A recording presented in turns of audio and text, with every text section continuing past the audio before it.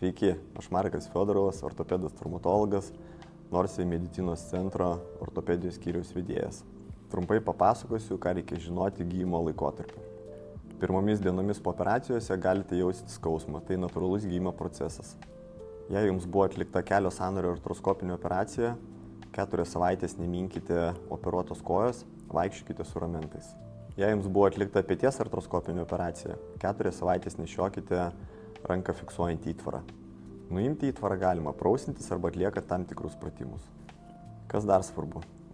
Venkite riebaus maisto, venkite vartoti alkoholį. Tai paspartina gydymo procesą. Dezinfekuokite ir perškite žaizdą kasdien, nešlapinkite operuotos vietos. Šalčio šaltinio nedėkite ant žaizdos, dėkite per rankšluostį ar kitokį audinį. Šaldyti būtų tikslinga operuotą vietą 4 kartus per parą po valandą. Skausmui malšinti vartokite gydytojo paskirtus vaistus. Mėlynėms artinimui mažinti naudokite gydytojo paskirtus tepalus.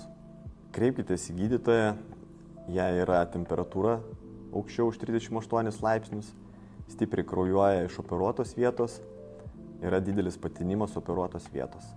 Daugiau informacijos rasite apie pooperacinį laikotarpį atmintinėje. Jei kyla klausimų, skambinkite atmintinėje nurodytų telefono numeriu.